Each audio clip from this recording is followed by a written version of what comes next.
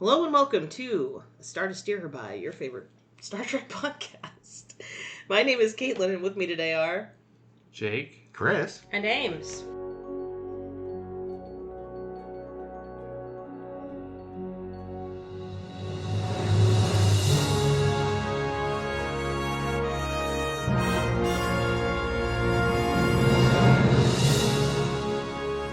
And we're here today to discuss even shorter treks. Nope. Yes. No, 2 of them are long. Are they all longer? So, there are 2 that are 14 minutes. Yeah, but the first ones were 15, 15, 18, and 15. But they actually did have a thing, even shorter treks, or whatever they called those. Were Very Oh. short Those treks. are- Yeah, Very those short. those Those will are really bad. never speak of again. Yeah. Don't we have to? No, we already did them. We did them. We did? Yeah. They Wow, were what like a day to be they were like the alive. really repugnant cartoon ones. There was Yeah. there was only one that was like a little Okay-ish, this is yeah. I but- don't remember. Yeah, they were bad. I only have one repugnant cartoon on my mind today. It wasn't that bad. Anyway, we're here today to talk about round 2 of short treks, not even shorter treks, Electric Boogaloo. Today, 6 different short treks, different than the first 4 short treks. And on the whole, not as good. Yeah. Quality and quantity, man. Up first is Q&A. Spock and number 1 are stuck in an elevator, and Spock is asking a lot of annoying questions, but in his defense, he was ordered to do Yeah, it. she literally asked for it. And they discover that they have more in common than you might expect from a weird half-human, half-Vulcan person and whatever the fuck number 1 is. I'm just gonna say it. This is not pawn far enough. Seriously, they had all this like fake sexual tension and then nothing. And it was kind of nice too, like the thing that I actually appreciated about this is right about the time when 2 normal people would have been like boning in the elevator. Instead, number 1 is like, Spock, give me a boost, and he goes to like encircle her from the front, and she's like, on your knees, bitch, and then like climbs on his shoulders. And to me, That one is also sexual. that was yeah. But it was a very efficient, like, shutting down, like, no, this is literally never going to happen, so stop it, in my opinion, anyway.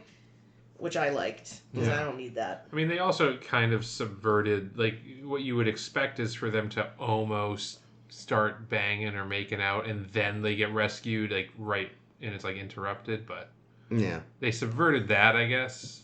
So good for them. I do like that Spock has his doubts about the Prime Directive. That was a good touch.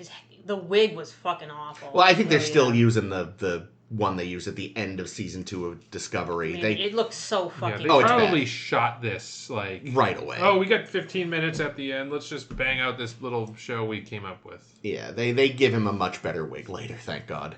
Does he actually get another wig, or does he grow his hair out? I'm sure it's a wig. Yeah, no, you're right. I wouldn't want to go around looking like that. Yeah, they wouldn't make the actor do that. I think those are his actual sideburns, because I feel like I've seen photos of him like out in public, but he's got the pointy Really? Because I know, sideburns. like, for a lot of the other Trek casts, they apply them every time. Like, It depends on your ability to grow a sideburn. I also might be think. thinking of Nimoy, not him. I know that wouldn't be surprising. I've definitely seen photos, but now I can't remember what series it's from, of like the actors with like the Star Trek sideburns not doing Star Trek things, like they're just out and about. So. Well, I can tell you that if I was not manicuring, would have very big sideburns, and so my pointy Star Trek sideburns are my own. You should do, like, mutton chops. Yeah, that's what I would have if I didn't shave my fucking... That would be fun. No, it's terrible. It's funny because, like, when I was younger, I didn't really care. And then, like, it was around prom, and my mom was like, do you want to have those taken care of? And I'm like, what are you talking about? What's wrong? Taken care What's wrong with my Jesus. sideburns? Like, I never thought about the... Like, it had never occurred to me that it was... So you were given a complex in this. Yeah, Oh, yeah. No, I mean, jeez. everything that... I mean, anything my mom could break in me, she did. So it was just the cherry on a very shitty sundae, really. Oh, but one thing for sure is Ethan Peck's actual hair is very wavy, so it's almost definitely a wig. It's emphatically a wig. It looks Yeah. bad. It might have been his hair in, like, the whole of season 2 of Discovery. But, yeah, this thing is... This thing. It looks like the kind of, like, the tail they put on a My Little Pony or some shit. It's awful. No, it's bad. It is bad. Anyway, the thing, like, because I remember this episode just kind of being innocuous and kind of just, like, a single gag of doing the question-asking thing. Yeah. But on second watch, it's actually, like, I got really fucking sad that number one basically tells Spock, I'm going to tell you how to be from now on going forward, and you're going to be that. And he doesn't get to show, like, the emotions that he seemed to want to show.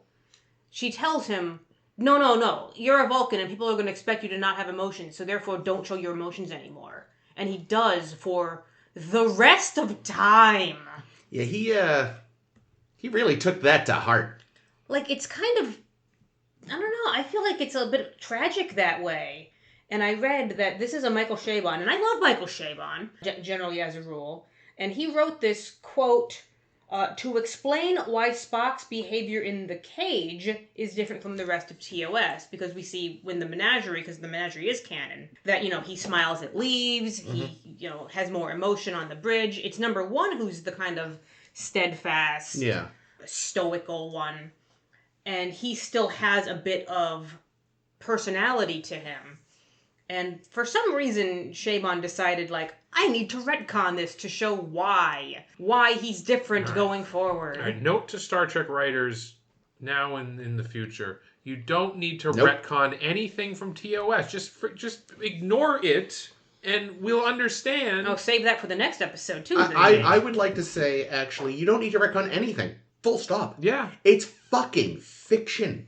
It is fiction that has been getting written by myriad different people for over 60 years now. There's going to be inconsistencies. Ignore the people who wet themselves over it. As long as you don't just obviously there's at some point you've maybe gone too far, but little shit, especially shit from a goddamn pilot that was never supposed to see the light of fucking day. Yeah.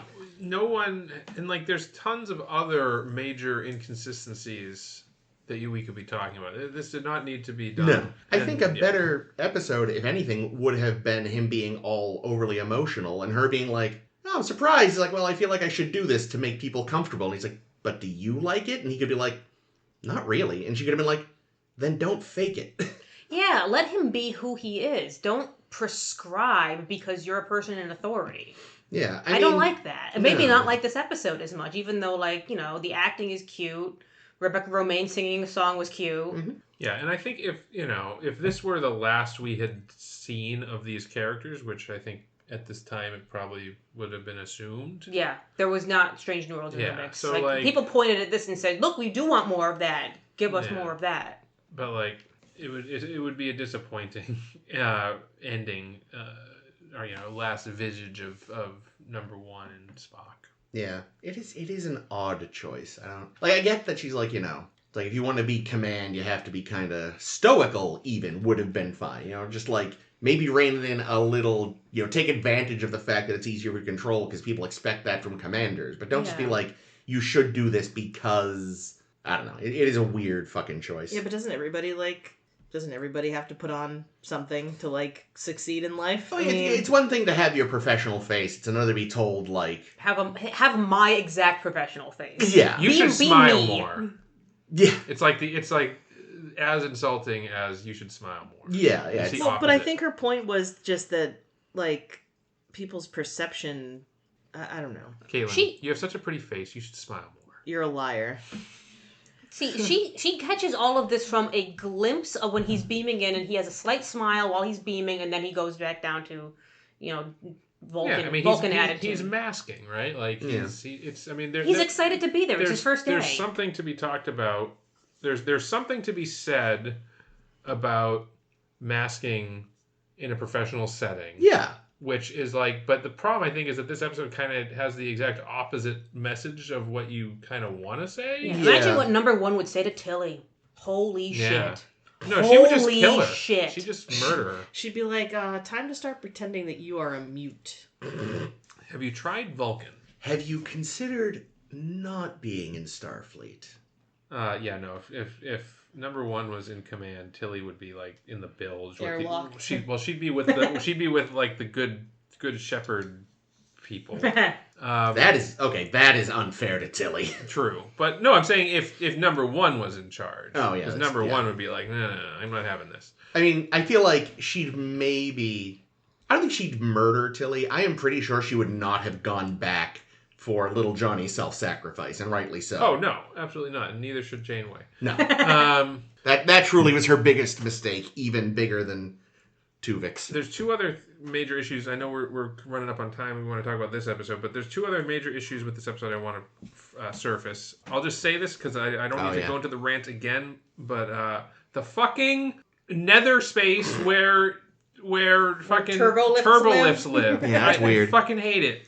Do we see more of that in Strange New Worlds, or do we never see it again? I don't know that think we do. The now. nether space? I'm sure the fact that the turbolifts aren't just in a shaft and that evidently the inside of the ship is mostly empty space for turbolifts. I will say that there are nearer visible like bulkheads at least, so it's not as nether as Discovery, but it's still more nether than I'd have expected. It's still very stupid. What in the Willy Wonka and the Great Grass Yeah, elevator? well, that's what Great it's like. Glass elevator is this about? That's weird. But yeah, so the other thing that I want to mention is we learn. I think I don't know if she confirms it, but Spock figures out that number one's name is Una. Oh yeah, they never confirm in this, do they? Well, yeah, but he's like, your name is Una. And she's like, oh, it's the Una recipe for fried replicator food. Food cubes. And like, I just think that's a stupid thing, that her name's Una. Well, that is... Why is it stupid? Because... Oh, it sounds like one. Because Una, one, Pizzeria Una, you know... Big cut Una. Thing is, that's, I guess, sort of like been her just generally accepted name for a long time now. By whom?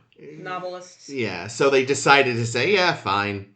So while they did, you can blame them for canonizing it. They didn't come up with it. I like how Spock figured it out. Yeah, like that showed that Spock is clever. See, I think maybe because they weren't planning to have a Strange New Worlds, but I think they must have had an idea they were going to be doing a Strange New Worlds, because Strange New Worlds happened way too quickly after season 2 of Discovery for it to not have had any planning or thought. It just wasn't announced. But anyway, point is, I think that would have been a great recurring sort of thing for this character, is like everyone trying to figure out what's number one's name. They already eating Una. Like, we got her service record. Or we did that already with Uhura. Yeah, in the first Kelvin movie. That's a totally different universe. Yeah, but it's the same joke. Yeah. And it was annoying in that movie. Imagine stretching it out over a whole series. Wow. But they also did the same thing, whereas they took it from novels, right? Yes, although she'd had a couple of different names in novels before they settled on Nyota. Nyota feels right. Nyota Uhura has a ring to it. Yeah, it has a nice flow. But An Orinoco flow. Una number one is stupid. It is stupid. Because number one is like a term of endearment that the captain gives to the first officer. And Una is not a name that she would have. Well, you got here alone. Your name's Solo. Yeah, exactly. Yeah, well, it's like she gets on the Enterprise for the first day, and Pike's like, "Nice to meet you, Commander Una." Ooh, that's not gonna work. What can I call you? Una, one. Yeah, number one. There you go. Except it feels even worse because it feels like some sort of thing where it's like, oh, I can't pronounce your actual name, so I'm going to give you a stupid name that makes me, a white man, feel more comfortable. Like, oh, that's difficult. You're Tuna from now on. Well, she apparently embraces it because she corrects Spock when he asks her for her name, and she just says, it's number one. She likes to be intentionally mysterious. She's a manic pixie nightmare girl. She likes to be intentionally mystique. Oh. And speaking of Mystique, she really has upped her acting because, man, when she was Mystique, she was terrible. I mean, not terrible, but not good. And, she was there to be a hot piece of ass, so I can't really blame her. She did that very well. But anytime she had words, it wasn't ideal. And now, as number one, she's fully believable as a fleshed out character that says words in a way that people would say words. Yeah. I like her in this. I celebrate her. I hear that Michael Chabon actually asked her, like, when he was in the writing, like, do you have any special skills I can incorporate? And she's like, well, I like badminton, I'm good at languages, and I'm a big Gilbert and Sullivan fan. And he's like, that last one. The badminton. We'll include that. I'm trying to picture trying to do badminton in a fucking stopped turbo shaft. This is the second time we've had a Gilbert and Sullivan musical number in a Star Trek property. Was the other one Insurrection. Yeah. Different play, though. I'm surprised it's only 2. It feels like Gilbert Sullivan should pop up a lot more in Star Trek. Yeah. Because it's it's free. with Well, Shakespeare. singing doesn't pop up as often as True. you think. True. Okay, anyway, we Well, should move on. I just have one question. Were those the actual lyrics to the song? Yes. Or they Yes. Really? Mm-hmm. Yeah. Wow. I'm actually kind of impressed by that. It's very mathy. It's, yeah. Well, Gilbert and Sullivan was clever for their time. I mean, I'm just surprised.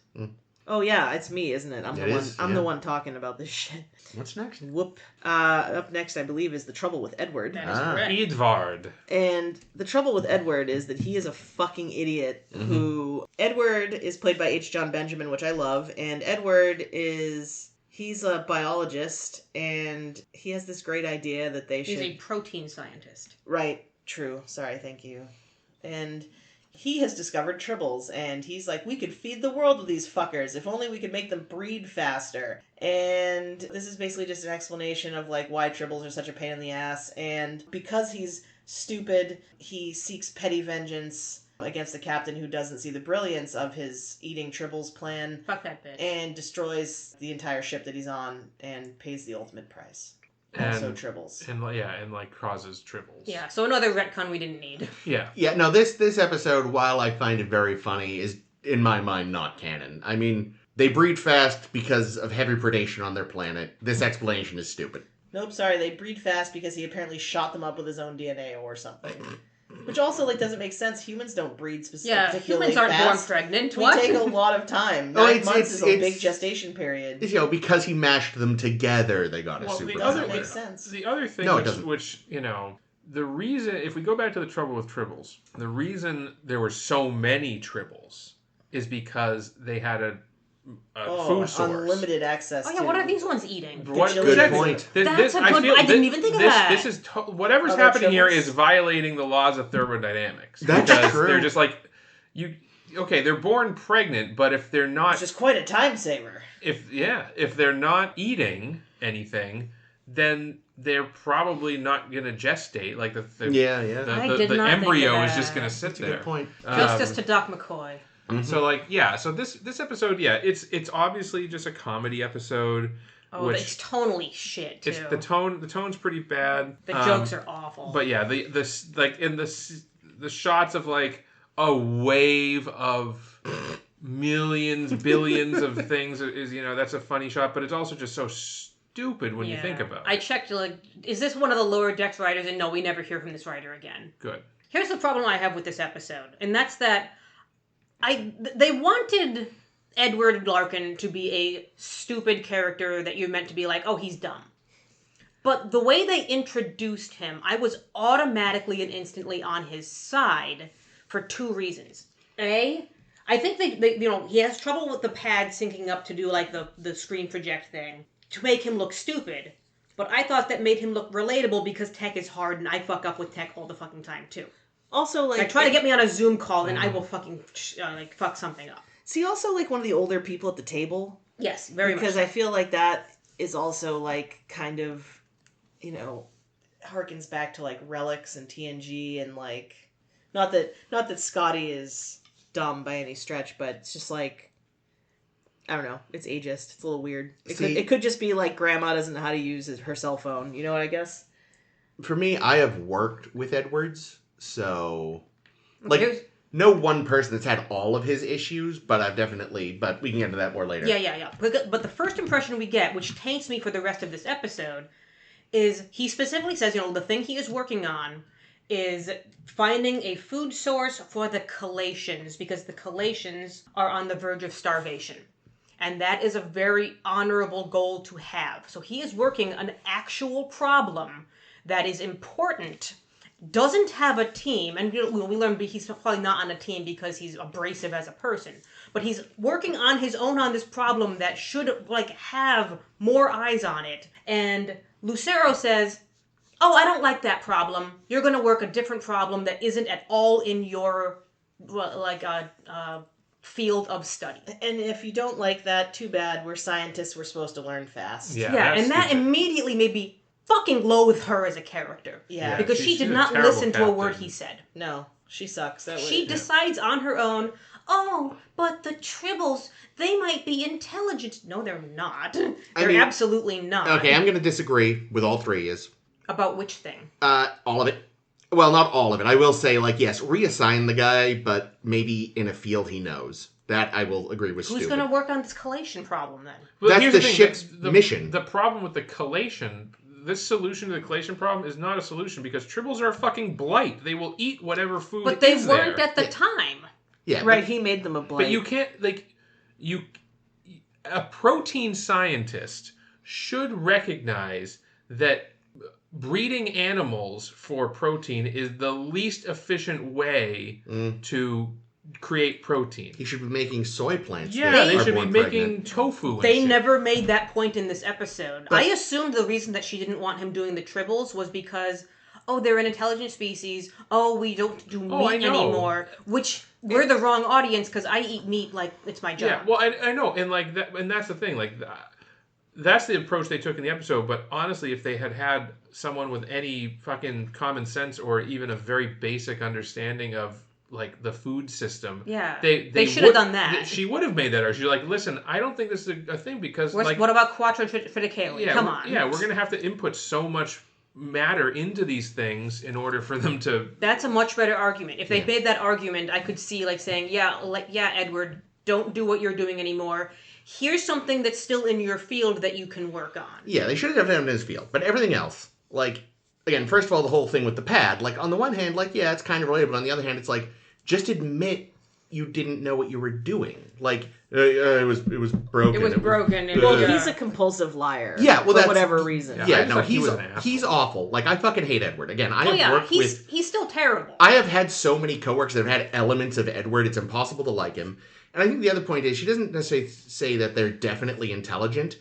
She said they might be. And his response isn't, we need to look into that. His response is, I can make them brain damage. Yeah. Edward is a fucking psychopath. He would love Phlox. Phlox would get on like a house on fire. There is nothing, I will not, I've seen people try to defend Edward. They're like, it's like Reg. It's no, fucking no. Reg didn't actively antagonize people and send fake reports. Yeah, I'm not going to defend Edward. I'm going to say my first impression was this, and therefore, and then you learn he actually is a piece of shit. Yeah. But my first impression of him made me also dislike her more.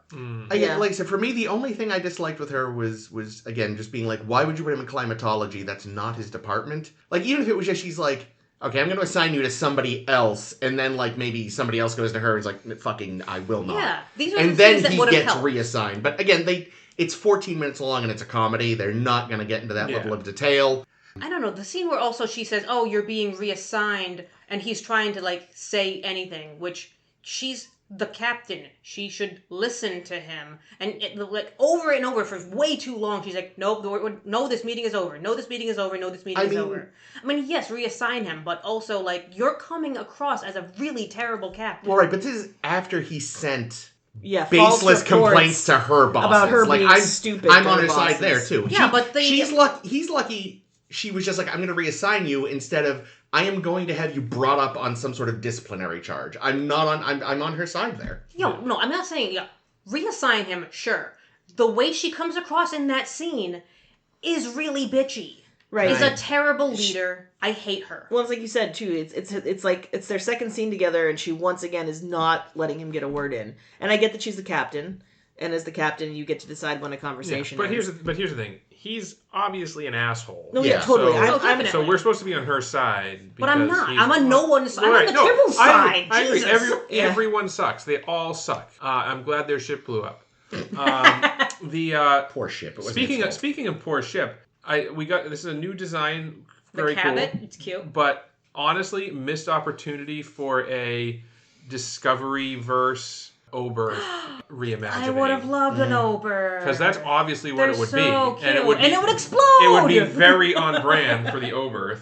That's pretty good. Bad. Yeah, it's more like TOS Defiant. Yeah, it's like just a saucer. It's actually not technically new. It's our first good look at one. Oh, we've seen him. There was one in the battle of the first season. Binary Stars. Yeah, but again, you never got a good look at it till now. Yeah, we also get this kind of intro scene with Pike sending Lucero off. And his parting words to her is like, oh, just a heads up. Not everyone is going to be on your level. So it's just setting up that you're going to meet a character who's not very good. And be prepared for that. And I felt like I was being spoken down to. I had fun with it. I detested it. Okay, here's the thing I did like, and I'll check if you guys even noticed it, because this is the only Trek production to feature a post-credit scene. And Jake and I would have missed it if I hadn't wrote it down in my notes. And I said, no, wait, pause, don't just jump to the next one, go to the post-credit scene, which is fucking delightful and full of the best jokes in the episode. Oh yeah, that's great. No, I remembered it was there, so I kept watching. What weird for post-credit scene, it was actually after the studio logo, which I thought was interesting. Yeah, you're right. But because that's why I would have missed it. I don't remember. What was the joke? They were eating shawarma? No, there's the cereal. They're eating cereal. The triple cereal. Oh, yeah, that's right. So, yeah, I love the line, we're pregnant with flavor. That's very cute. Also the fact I like that. The fact that one of the cereal flavors was like not Cool Ranch, but it was something ranch. And it's like, oh, God. I'm shocked there hasn't been a fucking ranch-flavored cereal in America yet. Gross. Why would you say that? Now what's going to happen? But yeah, no, that is quite funny. Yeah, that's quite funny. The rest of this, I try to check. Like, childish jokes, like, I wrote down several times in my notes, like, is this supposed to be funny? Why is he in his underwear? Could have done without the underwear. He was an idiot. God. That's your end line. This is terrible. I mean, technically, the thing is, he wasn't an idiot, clearly. He was good at science. He was just a bad person. He likes science. So you know how... I'm not sure which cereal it was. Cocoa Puffs, maybe? Where it turns the milk into chocolate milk? Yeah, Cocoa Puffs. Cool Ranch, Hidden Valley Ranch Puffs, where they put the Hidden Valley Ranch powder on the puffs, and it turns your milk into buttermilk ranch. Oh my lord. Amazing. That's vile, and it's probably going to happen I was thinking about the fact that the milk would be ranch flavored when it was left over, and then you just went here and made it worse. All right, let's move on. This is horrifying. Ask not what your ranch milk can do for you. All right, ask not. In Ask Not. What's her name? Sidhu. Cadet Sidhu is minding her own business when all of a sudden Captain Pike is brought into the whatever she's in, the room she's in, and she's told to keep him as her prisoner and not to let him out, and there's mutiny and everything's bad. And basically she and Pike just spar for the entire episode, throwing like regulation after regulation at each other until it is revealed that actually Pike is not a real prisoner, there is no mutiny, and Cadet Sidhu has passed the test by sticking to her guns and being loyal to the Federation. Even though Pike was possibly right. Yeah, that was weird. I was like... That was weird. When it came out like that, I was like, oh man, I was supposed to be rooting for her to like fall... Like... What kind of fucking propaganda is this? Right? Well, follow orders. So Una apparently invented the psych test.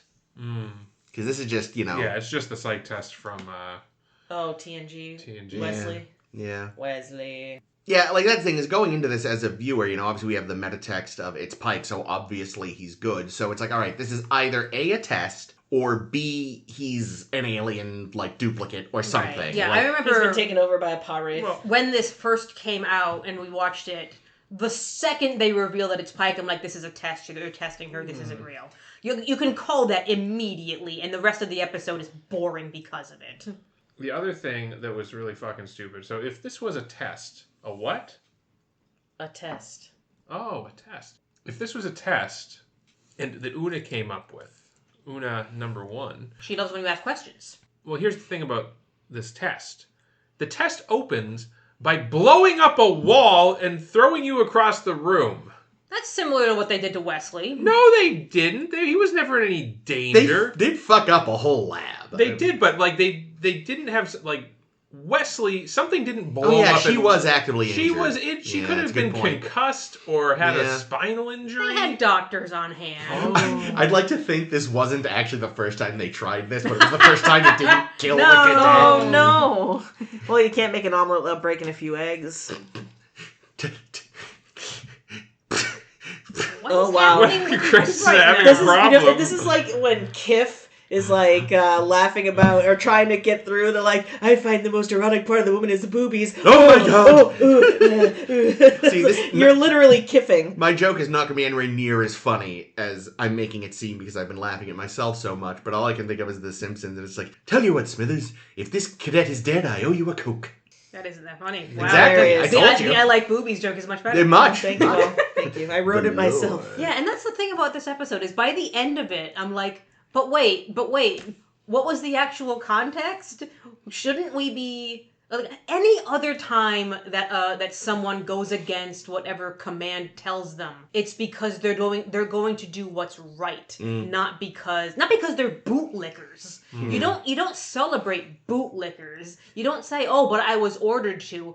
You know, especially in today's climate. Come on. Most people make the opposite, where they're like, but I was just following orders. They're not like, nope, I was following orders. Like, it's like, meh. But especially because, like you said, like, Pike seemed like he was correct. He wanted to save lives. He specifically said, I want to save lives, and they threw me in here for mutiny. But but here's the thing: it's totally on brand for number one. I think to be to want a bootlicker. To want a bootlicker. Okay. I mean, I think the thing is, you have to earn the right to severely disobey orders and get away with it. This kid's a cadet. Yeah, that's a good point. You have to be Captain Kirk to do that shit. Yeah, but here's the thing. Pike is Captain Kirk. But here's the thing: I think that's true. In Star Trek, the cadet that is a independent critical thinker is more valuable than the bootlicker. Yeah. I think like look at all the people Kirk promoted, even though that was probably too soon. I mean, the thing is that she has no proof he's not lying either. Exactly. We don't have all the information. Right. We just see her say, well, I'm going to follow Starfleet regulations without all the information.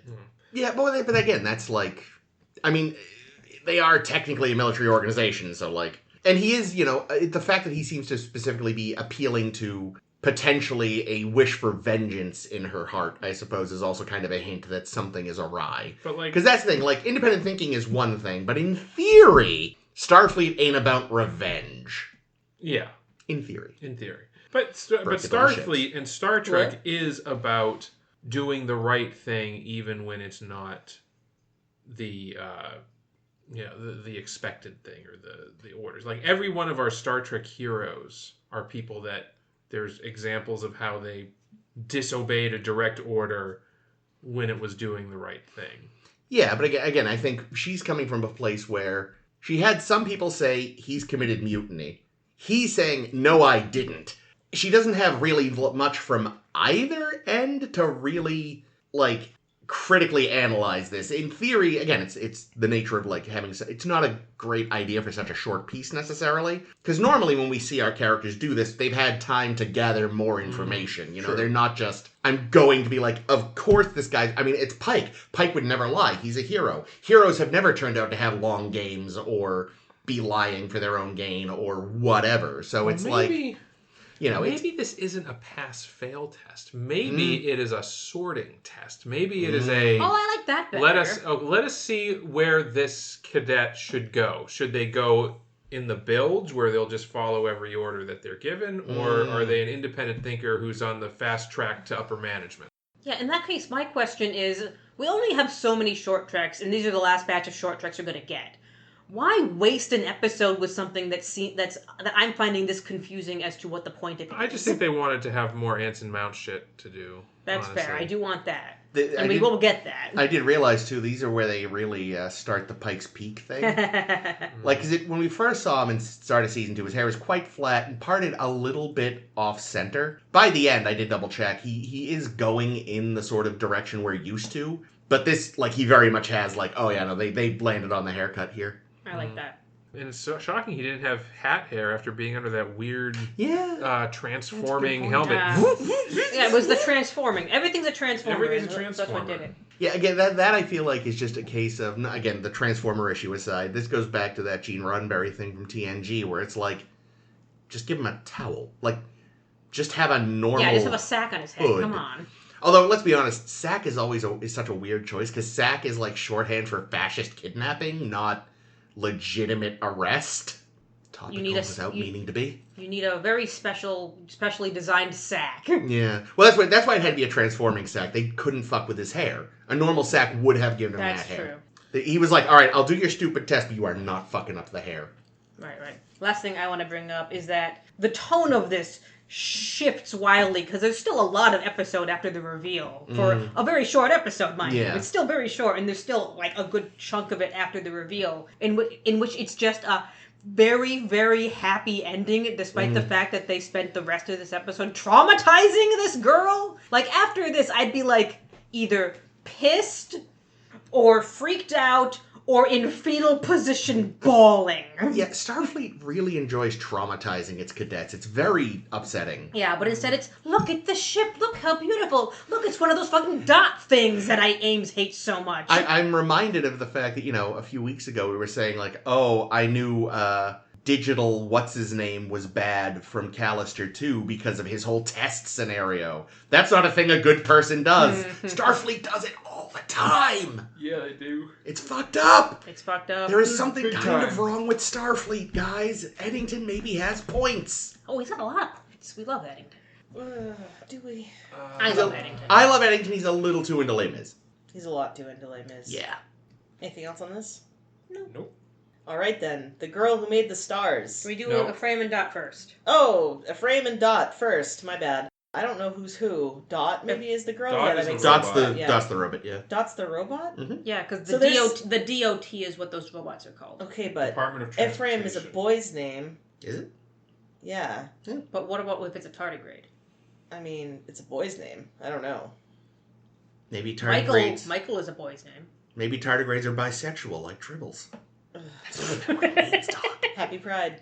Anyway, tardigrade, whose name may or may not be Ephraim, is looking for a place to lay its eggs, and it winds up on Enterprise. Dot is like, get the fuck out of here, and tries to throw Ephraim and her babies out of the Enterprise. Ultimately, Ephraim lays her eggs on the Enterprise, but Dot then throws her out. And then the ship explodes, but Dot saves Ephraim's eggs before the ship explodes, and we get to see little tiny baby tardigrades, and Ephraim and Dot are friends for life at the end. Dot's like, wait, I was just saving your kids. I don't want to come with you! Ephraim, like, grabs him in a death grip hug. It's really cute. But the babies were adorable. Yeah, they were really Yeah, cute. this I is so love cute. them. This is so cute. It's very cute, and I also, like, normally I'm not, like, your vessel for fan service, but in this one, it's so earned. Yeah. They and do a great job with all the fan service. And it's a short, it's a point, it's fun. So it's really fun. The narrator is Kirk Thatcher, the punk on the bus in Star Trek 4. Oh, I didn't that's catch awesome. that. See, I know that the voice of the computer is, oh god, I forget the actress's name, but she plays Vasquez in Aliens. Yep, so I looked that up too, and I never realized, we may have discussed at the time, but I completely forgot if we did. She's the science officer on the Enterprise B. I think we did, and that's cool for her. Does anybody ever mistake you for a man?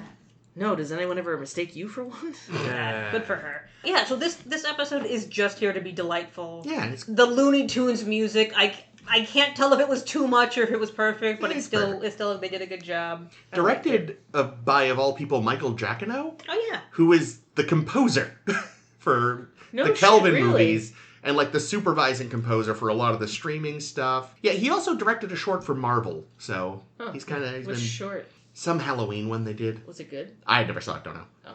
But He said it was Marvel. So yes, Marvel's better than DC, I don't know either. movie-wise. No, I don't know. but Well, yeah, no. let's it's- put it this way. Marvel has 600 films in the MCU that are all really good, and DC pretty much hasn't made a good movie since Batman Superman 4? Returns. Superman 4, oh god. Anyway, Is that the one where he flies around the Earth? no, and you that's go the first backwards? one. Yeah. It's a It is? Yeah.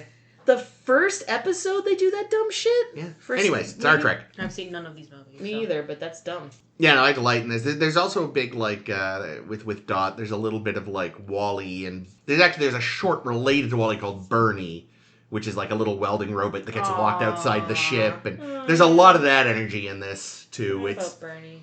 But there's a lot of Mo in Dot, too. Mo. Mo's the little, like, cleaner robot. I gotta rewatch Wall-E. Oh, it's such a my good god, movie. can we do Wall-E for this? It's about Possibly, space. yeah. It's about humans and it's about humans got exploring Fred space. Willard in it. That's true, it does. It does. Ooh. But yeah, no, I Right, got he's the president of By and Large, isn't he? Yep. But Fun yeah, fact, By and Large is my Twitter handle, or was my Twitter handle, or my Twitter display name before I deleted Twitter. But yeah, no, this one's super cute. Again, a lot of good cartoony energy of various sorts. Again, the slew of references are delightful because they're done well. I love that the people who like want to nitpick are like, these are all in orders that make no sense because Khan doesn't happen before naked fencing Time. Sulu. Yeah. And I love that people have decided, you know what? Maybe it's that tardigrades who can already like travel the mycelial network and shit. They maybe don't experience time in a linear fashion. Yeah. Yeah, well, how do they explain the fact that there's no windows in sickbay or the hallways? Yet we're looking through Tardigrades windows. can see through walls. I don't think so. Dots I can call probably it see bullshit. through walls, I bet.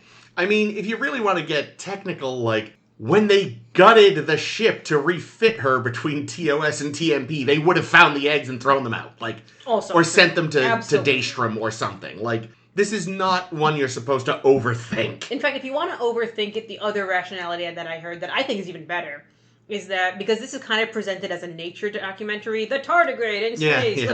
Look at the biology of a tardigrade. It's cute, and it could just be that the documentary got some facts wrong, Yeah, there we go. and that I buy. Yeah, it's it's a delight. Yeah, no, I like this one. Yeah, This- of all the ones in this, I thought this one was the one I could tolerate. Yeah, I think it was a very good use of this short Trek format. It's also bringing back animation into Star Trek because this and The Girl Who Made the Stars were the first like forays back into animation. And after this, of course, we have Lower Decks and Prodigy and oh god, the very short Treks, which we loved so much. Had they announced Prodigy by this point? They had announced that there was going to be something animated with Nickelodeon and hadn't said what it was yet. Yeah, they didn't announce the title, but so we knew they were making a Nickelodeon show at this stage. Yes, we did. Had they announced Lower Decks? Yes. Yeah. Okay. Yeah. The one thing I did think needed a little bit better animation was any of the human characters who looked like an entirely different style of like art than Ephraim and Dot and the ship and everything else. It's like these guys don't fit this style. Fix that. Yeah, other than the fact the only thing that kind of is stupid is that the dot, because we don't have that in TOS, right? Yeah, no, Listen, they they've were been there the whole time. Shut up. they were retconned in at the end of season 2. Oh, were they? Yeah, because I'm rather surprised that Pike didn't do away with them like he did with holograms. they haven't broken the ship yet. yet. I mean, it makes sense because otherwise you're going to have people walking around on the hull getting spikes through their legs and shitting themselves. So Getting spikes through their legs and shitting. Malcolm Oh, did that. right, yeah. Malcolm Reed Took me a second. The minefield episode. pooped himself when he had to sit outside for 10 minutes. Did he really? Yeah. They were in the Stinky did a Romulan Romulan. mine. You don't remember? No, I don't. She has It's better to not remember purged as much of Enterprise. Yeah, yeah. Though I feel like that was one of the few episodes where like that one's kind of okay. That's a Romulan one. Yeah. But anyway, yeah, this one, that was a great joke. It That was was. an Ames joke, and it was fabulous. I still think about that from time to time, and I'm like, man, I wish I had made up that joke. That was so good. Wow, I didn't realize I was getting this much praise after the fact. Ironically, our two best poop jokes are Ames. Mm-hmm. He shit his shirt. It's quality over quantity is what it is. That's my plan. Which seems to also be the opposite of the Short Treks season 2 this season. But this one I think was a good one. Yeah, The it's first fun. 3 I could pass on entirely. What's next? Next is Children of Mars. Nope. Yeah. Girl Who Made the Stars, the one you Oh, almost God did before Ephraim and Dot. Damn it. Is that true? Yes, you Jesus Christ, dude. No, because it is. It is before it. It was Ask Not, then The Girl Who Made the Stars, then Ephraim and Dot, then Children of Mars. Oh, we went out of order then. I fucking... No, this is the order I watched them in. Yeah, I wonder if they were released in... Oh, Ephraim and Dot and The Girl Who Made the Stars were released Same on the day. same day. So maybe it's flippy-floppy for some people. Well, okay, whatever. All right, so The Girl That Made the Stars. Yes. Michael Burnham is a little girl, and she's annoying as fuck. How old is she? I don't know, little. Okay. Wait, that was supposed to be 5? Michael Burnham? Yeah. I did not get that. That was Michael Burnham and Well, Dad Cole And Burnham. Mike Burnham. I'm Mike pre- and Michael. Wait, really? Yeah. Yeah. That's so stupid. Why isn't she called Junior then? Maybe she is. Different- Maybe she is by him sometimes. Different middle name. Different we called middle the name. dog Indiana. Yeah, Michael Burnham's a little girl, and she's afraid of the dark, and her dad's like, let me tell you a story about a little girl like you that was afraid of the dark, and how she faced her fears and encountered an alien who gave her the power to see the stars, I guess, or gave her the It stars. doesn't matter. It was fucking stupid. It had nothing to do with Star Trek. It was dumb. It is, however, loosely based on an actual myth. Yeah, that's really? the thing. Like, I wish they had mined that more because I didn't even realize until I was looking into this that Michael brings up that myth in the episode Brother Which in her I had first forgotten. log. Yeah, she talks about the... Oh, I didn't write down the name of the culture. So, my bad. Here's the thing. I saw it. I don't know how phonetic pronunciation works, so I don't want to butcher it. Oh, I would have listened to the episode. I don't know how to pronounce does she this. say- I'm going to She call says you it. Tuna. Oh. She says it in the episode, but Okay. that's beyond the point right now. But what she says in Brother is that their kind of origin story of the stars, which is cool, and she's a xenoanthropologist. She would love this fucking shit. Yeah. Is that a girl who was afraid of the dark and wanted to expand, like, the people she could meet because their people can't travel at night because it's too dark. Mm-hmm. Is she threw ash from the embers of a fire into the air and it created the stars. Cute story. This is an entirely different story. I don't know how they got the two together. It would have been interesting to see. This is the same as Chakotay's origin story. Aliens did it. Yeah. Well, And it's I feel interesting. like it's Deus Ex Machina-y. It's like she should like either save the alien from something and therefore the alien give her this as a gift. There should be a reason that the alien does anything. Well, it's the father making stuff up on the fly. He's like, okay, I kind of remember this myth, but I'm going to science fiction it up because we're in space and my daughter's annoying and will definitely bug me about But things. presumably the writer of this episode had time. Oh, yes, but I feel like it tracks as a father half remembering something from his youth and then just adding his own flair. Yeah, I wish I had made the connection no, here's what I wish. I wish the connection were made in this episode for me to make the connection that Michael becomes a xenoanthropologist. Yeah. This is something that's important to her. She loves, the stories of other cultures. That's fucking fascinating. Here's the story of another culture, and it just feels like it feels like it doesn't impact her character enough for her to make this her life. It's definitely a wasted opportunity to... Yeah, I think they just wanted to do, like, this was playing with kids' Trek. Which I think is part of the reason we were, like, kind of afraid when they announced a Nickelodeon show. Because we were like, oh god, is it just going to be, like, strictly for children? It's like, oh no, Prodigy is not... It's an actual family thing. This feels more like this is for your kid. I was really distracted by the poor quality of the animation, especially on the father. Like, I was really distracted by how shitty that character design was. It was just Why? like, I don't know, just What it looked looked shitty about him? It looked like a video game cutscene from PS3 or something. No, see, it didn't bother me. My only thing was just like, I didn't think it was bad, but I definitely felt like, oh, you guys were just like, I mean, like, I got a lot of, like, Pixar tone from Ephraim and Dot, but it didn't, that was fine. It didn't bother me over much. But the character designs did feel like, hey, what do Pixar characters look like? Yeah, make it look like that. Yeah, I don't know. I didn't love this one because I also just didn't think it was very Star Trek-y. Like, what was the story about? It was It was an origin myth. Yeah, which is... But I don't know. Maybe it's because I didn't realize it was supposed to be Michael Burnham. I just thought it was some little girl. I Yeah, wondered it's definitely why... less meaningful that way. When you see the photos of her and dad behind her, there's no mom. There was a second photo. I wasn't sure if They the mother were was both in that. of her and dad. Oh, that's weird. Both photos were her and dad, and because I knew this was supposed to be Michael Burnham, which I'm sure I didn't know on the first watching, but I know because, I read about this one. There should be mom! She was there! Yeah, that's odd. That's an odd choice. And then maybe we'd recognize that this is supposed to be Michael, and therefore it is influential on her character. Didn't he say Michael to her? Yeah, he does. He calls her Michael. That's how I There could be knew some it was other Michael little girl Burnham. named Michael. It's Michael Burnham. She's the most important person in the universe. Look, I get that. In theory, yes, but this is a TV show. We've had a Michael. It's pretty obvious. who this is supposed to be. I was zoning out a bit. Clearly. I missed that. That was fine. Yeah, I liked this episode. This was probably. I mean, one it of my did feel faves. like the alien part was kind of like, oh, well, we can't just have him straight tell the myth because this is Star Trek, so, aliens! Which just kind of makes it weird. And also, like, if the stars didn't exist, where the fuck did the alien come from, Dad? You didn't think this through. There's no internal logic. Terrible story. Yeah, Dad's a bad storyteller. And But he's a scientist, so This it's is job. also the shortest of the short treks. They could have. They had time if they wanted to tell some more. Yeah, they could have maybe had one Especially less. They And certainly didn't break the bank buying the animation, so. yeah. Even really shitty animation is probably expensive. Yeah. But yeah, If you're just making it in Source Engine. I really don't think it looks that bad at all, but yeah, no, it would be stupid to do a short that has literally no characters we've ever seen and will ever see again. Well, we'll see Michael Burnham again. I was trying to segue to Children of Mars. But You don't we like do Children see of Children of Mars? Mars, don't we? Is that little girl not what's her name? That's on the bridge that came from Enterprise. What? Huh? What? The fuck are you talking about?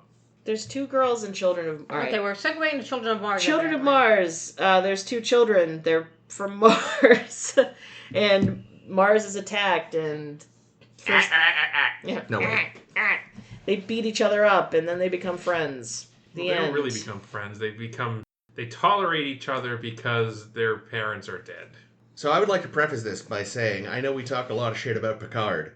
I hated this at the time. Whoa! This is one of my favorite episodes. Really? Of the fucking short. I thought it was really good too. Oh. I think it's the structure and editing of it is so good. And I think it does a good... I think the thing I like about this as compared to like the ones from last season of Discovery, is while it ties into the season, it is not required for the season. It is good that it's not required, yes. But I just remember at the time, I was like... Because it was, the whole thing was like, oh, this is a little teaser for Picard, and so it's kind of exciting. And it's like, it's these 2 kids being mad at each other, and then apparently Mars exploded. And also, what a weird song choice. And Yeah, the song choice was weird. I didn't get that either. Well, let's talk about the elephant in the room, and that is, why is that redhead such a fucking bitch? Like, why? What's wrong with her? She had a bad day with her dad. So she's gonna fucking smash into some random girl, have you met children? and then she's gonna deliberately get her in trouble with the teacher, which is like, at first you're like, oh, she's trying to make peace, and then it's like, no, she's just trying to like get the teacher to see this note, and then because she's not even gonna speak up about it. Yeah. She's the fucking worst. So again, have you met children? Yeah, maybe that's why another reason why I kind of like get this episode is, I was an 8th grade girl who was bullied and it was terrible. And like this episode makes a lot of sense. Yeah, it makes sense. It's just like, I feel It's very bad definitely for like- the alien girl. it's not... Well, she's also a bitch. Her design was fun. I liked that she had blue blood. But I definitely, like, again, at the time, it was just like, this isn't what I signed up for. What the fuck is this? And then, yeah, and again, so this isn't even in retrospect of, like, I ended up hating Picard. Even at the time, I was like, the fuck? So That's interesting because I think it was a really I think the tone setting of this episode for Picard did its job. I think the fact that it also had aside from the first 2 lines where the 2 girls introduced themselves, there was no dialogue. yeah. And I love that. I love an episode that is minimal like that. That's fair. And tells the story through action and through facial expression. It's a show, not a tell. Yeah, and they did a good job showing and not telling that, that bitches, am I right? Basically. Actually, I will say, too, one thing that at the time confused me to no end, and this is just my fault for being such a fucking nerd, is that the ships they show at the start are both, Discovery-era. One of them is the little fucking Troubled Edward class ship. In some other TOS-looking thing. We don't have time to make new ships for these. So that's me. I was sitting there, I was like, wait, I thought this was supposed to be, right before Picard. I'm confused. I was expecting a time jump or something. And I was like, oh, they just reused the assets they had. Or and maybe it's there's a little company museum, Yeah. Sometimes you go to company headquarters and they have here's Yeah, our old stuff in the lobby, maybe. Well, and also, as I realized myself afterwards, fuck, they still got the goddamn Miranda and Excelsior classes puttering around. Now we know it's not just those 2. They also keep around the Edward ships and whatever the hell that other thing was. Yeah, but those Edward ships were replaced by the Ober. Oh, yes, very much so. Maybe a bunch of them were converted into the saucer section. Maybe that's what it is. Maybe the Oberth is actually... It's those ships with a warp drive attached. A new one, yeah, hooked on. Kind of like how they were going to have the refit NX-1 with the, underslung engineering Well, that would section. be interesting if the Oberth was actually Spock's warp shuttle from the motion picture. It can detach. The little warp sled. Yeah. But again, that thing was my own fault for overthinking it and not just being they're just reusing assets they have on hand. Yeah. But it's just, honestly, this episode is diminished by what comes later with Picard and when we find out what the attack on Mars is actually about. Well, yeah, no, it definitely the retrospect doesn't help. But yeah, I didn't mind this one. Hell, the retrospect makes me like Calypso less, which is a fucking shame because Calypso is a work of art. Calypso is good. But yeah, I thought this one was alright. It wasn't the best. I didn't think the alien girl was shitty at all. She seemed perfectly nice, and the redhead was just awful. If you're perfectly nice, you don't continue the fighting. I know. You don't continue being that bitchy. She had enough of being bullied by the redhead, and was like, "No, fuck you. We're gonna fight." You know, like they always tell you, if you fight back, you that teaches the bully that you're not, a victim. So I think she did the right thing. I think she was absolutely right to freaking kick that bully's ass. See, I took the Lil sending Kima the picture of Mrs. K as a apology, or as like an olive branch, or as we should be friends. And then the teacher seeing it was just a mistake. Well, it was an accident. Then why didn't she speak up? Why didn't she actually that was me. I did that. Because you don't want to get in trouble. Well, I wouldn't want to get in shit trouble. Person and oh yeah, they're all shit. They're teenage girls. I wish she was on Mars. That's what I wish. Oh damn. There also could be a whole sort of unspoken element of she's an alien living on Earth at a majority human school. Like we see a few other alien students and teachers peppered in the background, but there could be this whole extra element of we don't know what else maybe humans have done, and so there could be a lot of this festering anger that finally just came out on this fucking bitch. What school bus driver leaves without a kid? That was another thing I was thinking too. It's like she was right there. She's at the stop. Yeah, if the kid's not there at the bus stop, fine. They're not getting on the bus. But if although honestly, having known some people that are school bus drivers, they really give no fucks. Honestly, they're just like getting the paycheck. Yeah, but these are private school kids. That's true. But also, this is a post-scarcity society. This person isn't driving for pay. They're driving for love of the job. Also, how did she get to school then? Did she have to walk, or did she beam? I bet she went somewhere if she could get beamed. She was late, though. She was very late. That Vulcan headmaster was giving her the stink eye. Yeah, Vulcan headmaster should fire that school bus driver. Yeah, really. Yeah, you don't just leave a kid at the bus stop because she's, Also, it took her for fucking ever to stand up. It took her a very long time to pick her bag up. I don't know. Just thought that was weird. But yeah, bad bus driver, bad kids. They should have got Rosalind Chow to come and be the school teacher. Why? Because fan service. No, we had a fan service episode. We're done. What did you think of this one, Caitlin? I liked it. I thought, I don't know, I didn't really have the redhead was being a douche, but, that's because they were, lashing out for attention because, their dad is an absentee dad, and, Now he's super absent. Well, Ooh. Fine, but, the point is that we start off with, and it looks like she's just living there by herself, so she's, a 10-year-old kid living on a starship, making sure that she gets to fucking, school every day on her own. Her dad keeps making promises that he fucking can't keep.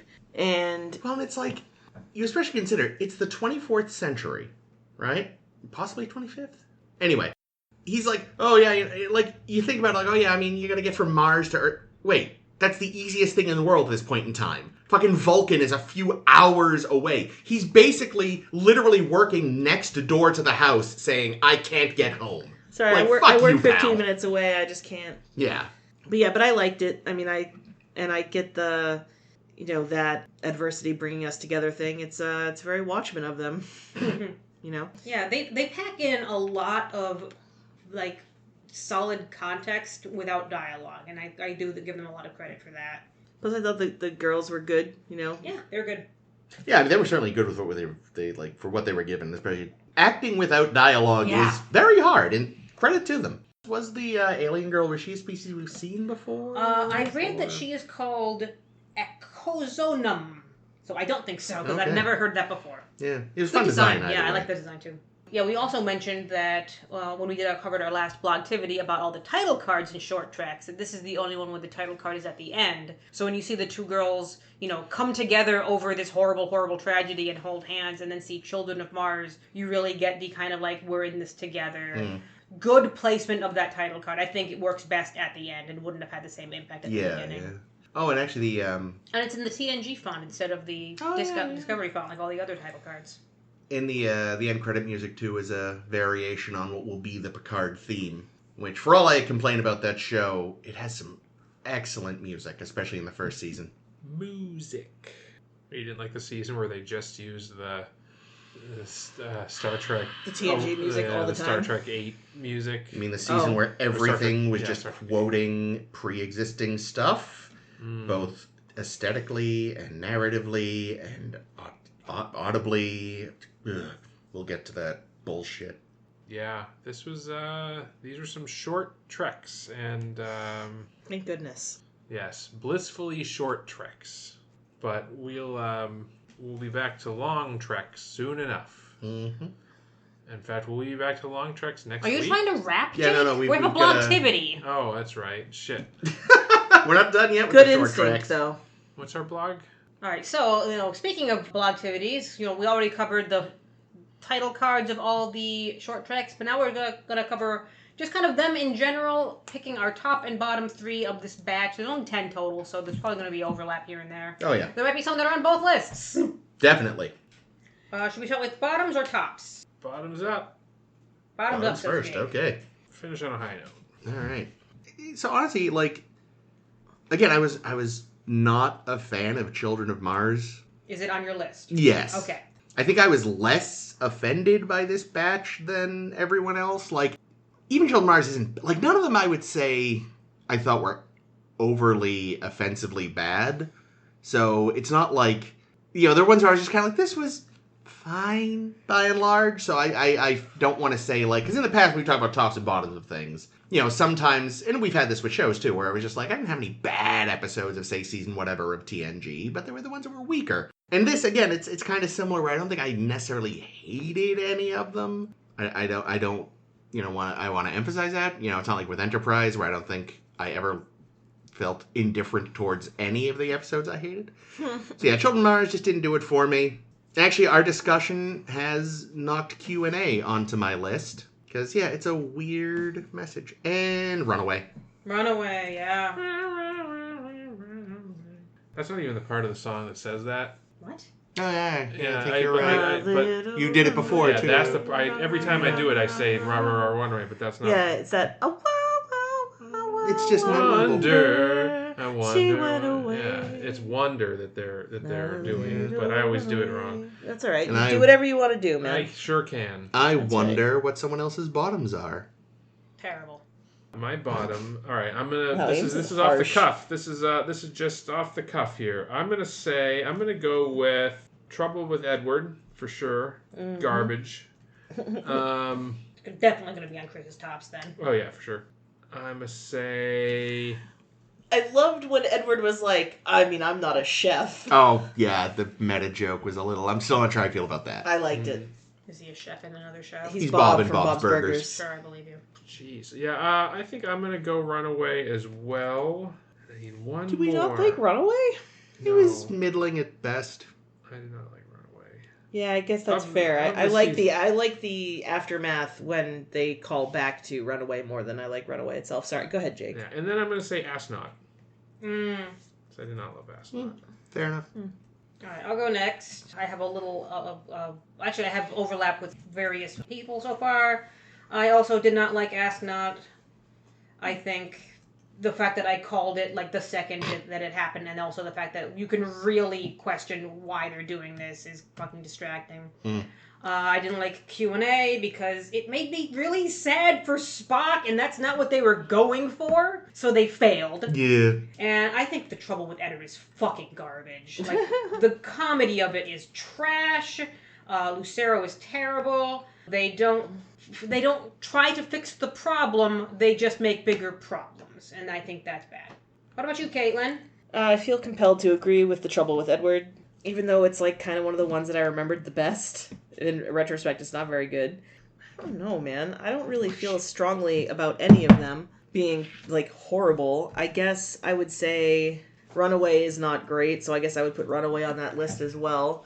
Because I was thinking, like I said, that I liked Runaway, but it's really the reunion between Tilly and Queen Poe that I like better. Oh, damn it. And guys, I know it's kind of heresy, but I didn't really like Ephraim and Dot. Like, it was cute, but it was stupid. It was just pointless. There was no point. It was cute, but like I just didn't. Huh?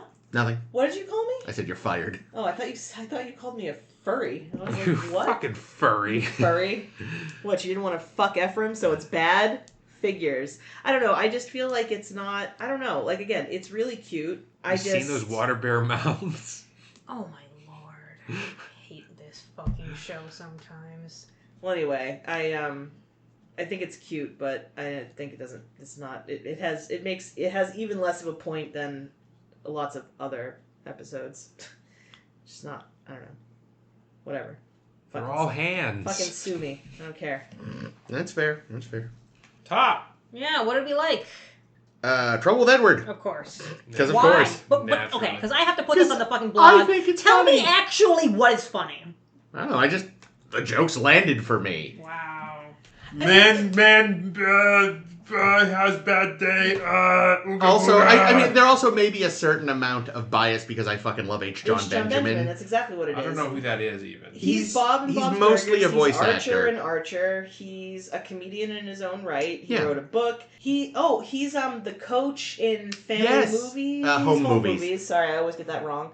And he's a very funny actor. Yeah. And I feel like the whole, it's dumb. You're dumb. I'm not dumb. Like, it just feels, that's an H. John Benjamin Like special joke. Yeah. Like, that just is him. So I don't, like, that's the thing. I don't think. So yeah, it's entirely possible that if it wasn't him, maybe I wouldn't have enjoyed it. None I of it don't would know. land without H. John Benjamin. I mean, I feel like they had to have written that role for him. And if they didn't, then what a fucking coincidence that the exact right person existed in the universe to play it, because that's so. I mean, that's the thing. But the problem too is just like it's hard to pick 3 bottom ones. Like, I feel like We're on tops now. I know. I'm just saying. But again, it's all of us put it on the bottom. And, like, me saying that it's, like, the worst of 10, I mean, I didn't find any of them unwatchable. I'm not going to rush out to watch any of them again, necessarily. But, like, you know, some of them are fucking incredible, and then the rest of them are just kind of are. And you have to pick the ones that just are the least, I guess. And, you know, humor is the most subjective thing, so...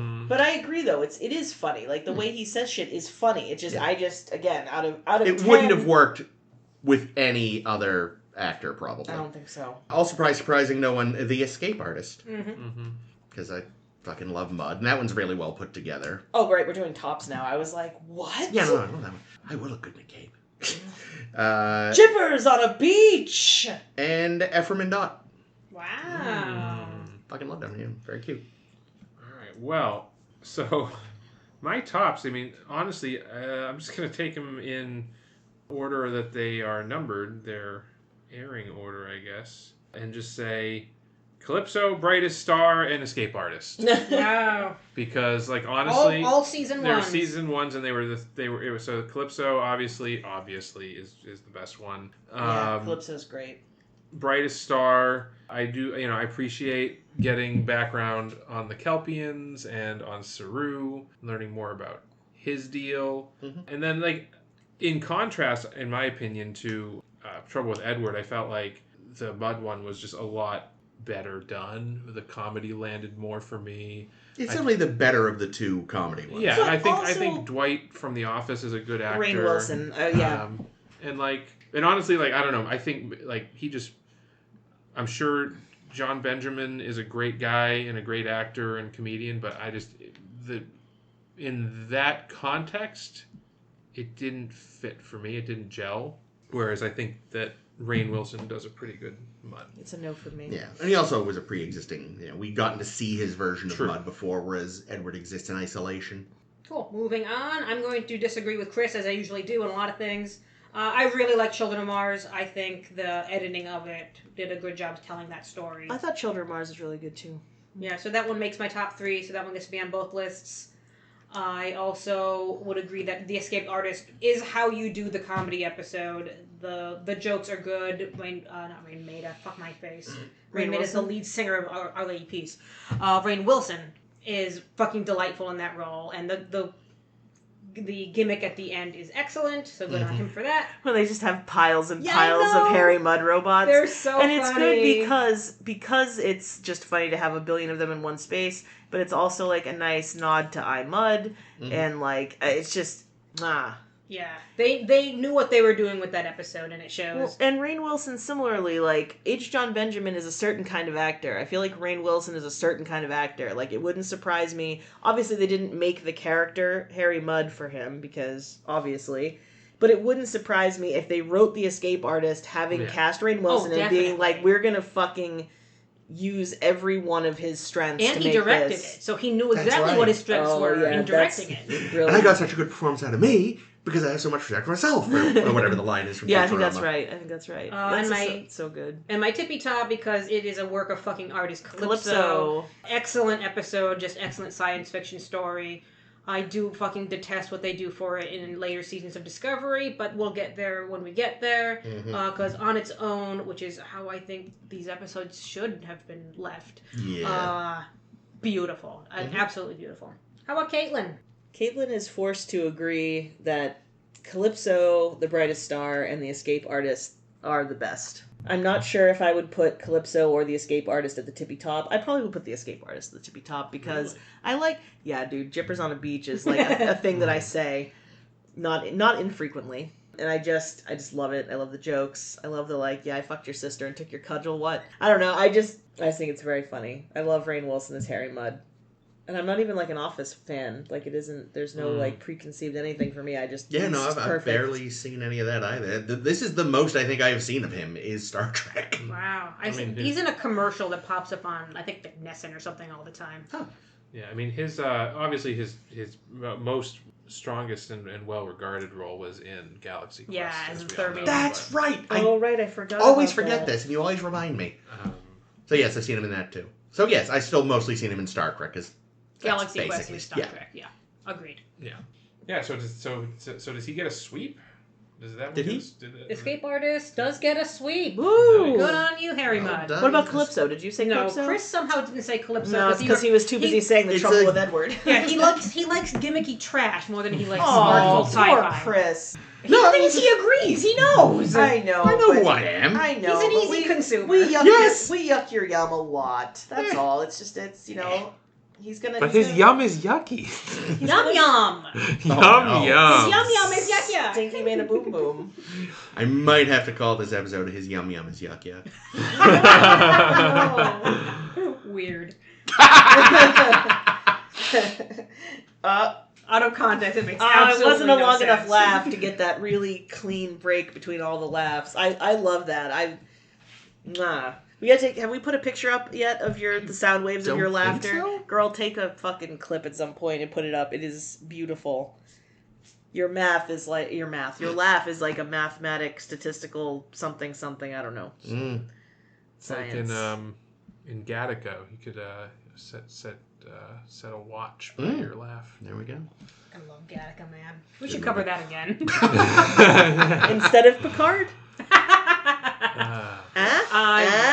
Should we too. just watch fucking Gattaca? How many times? Every would that week be? for every 30 week. weeks. A year of Gattaca. Battlestar Gattaca. Imagine what you would find in that movie if you actually watched it 52 I would say, times. here's the thing. I really enjoyed that movie. I think I'd start to resent it after week 10. Week 10. I think I'd start to resent it after week 3. Fair. All right, check us out.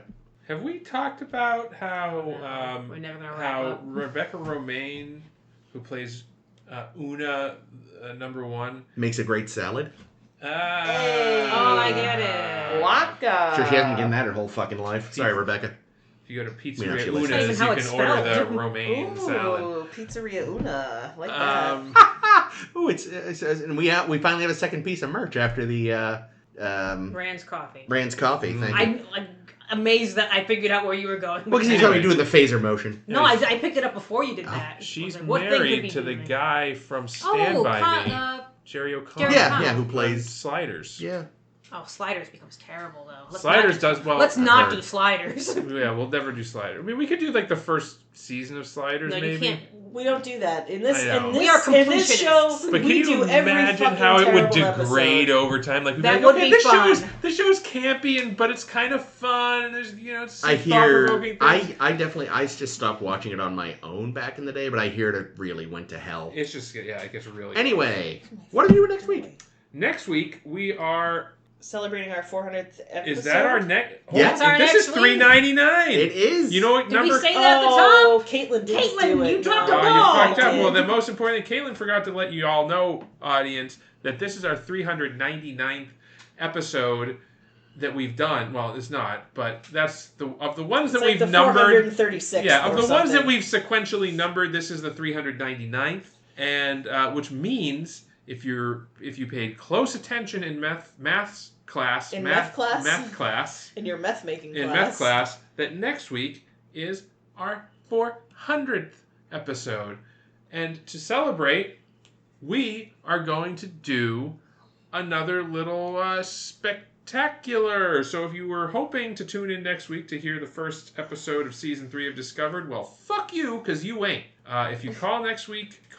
Yeah, calling works. Yeah, call us in. Yeah. Call us. If you call next week, you will be talking to our 400th episode spectacular, and boy, have we got something very happening planned. Something that'll happen that I'm not going to spoil because you'll hear about it next week.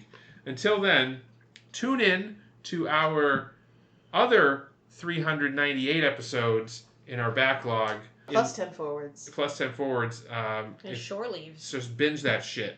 There's not literally enough time between this episode. That's how many episodes we have. Yeah. Like, you would take you months to listen to all of them, listening 24 hours a day. Wow. Not months, but, a couple of weeks. Our first season's a little late, but that's a Star Trek tradition. So, if you want to do a binge of us, strap in. Strap in and strap on. All right. That's been it. Find us on Facebook. Start to See Her By. SoundCloud. Blue Sky. Yeah, we're on SoundCloud. No, I was going to say Twitter. He almost said Twitter, which we don't We do. do our Fuck those guys. tisk. No Hitler brow. Yeah, I was gonna say, you hear now that fucking Twitter's got like some kind of white supremacist bot that you can talk to, that AI It's thing? called Elon. Grok? Isn't it called Grok or Gronk? There's or... like an AI they've been floating around for a while. I don't know. Anyway, Anyway, SoundCloud. Yeah, Twitter. SoundCloud. No, not Twitter. Blue Sky. Blue Sky. SSHB Podcast. of YouTube. course. Tumblr. YouTube. Tumblr is the big one. You can read some yeah. great blog. They'll see all these short tracks on both lists next Yeah, week. and we do. Ames Screen, puts a lot of work screen into that, caps so that Ames definitely read it. lovingly takes and puts in Go there. in there, hit the upvote button. I don't know what the button is on Tumblr. I've never used it. Subscribe, follow? Subscribe, follow, read. There's not really like there's retumble. retumbling. I don't know what they call it, but Do it. Sharing. Go yeah, there. there we go. Go there or go square. Until then, my name has been Jake. Then Chris. This has been Ames. This is always Caitlin. Stinky made a boom boom.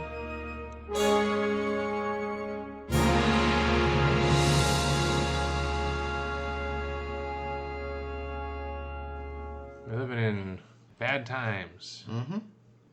Yeah, it'll be World War III soon. So, on the plus, those of us that survive get to help Zephram Cochrane make the first warp drive. Yeah. Yeah, but he seems like a psycho. Yeah. Here's the thing they never mention, right? Like, yeah, okay, Cochrane invents the warp drive. But equally important is whoever invented the inertial dampener. Because you would not survive warp And the one. deflector dish. Yeah, both those things. Wouldn't be surprised if that's the same person, because those kind of feel like they're in a similar vein. And the captain chair's cup holder. That'll be Trip.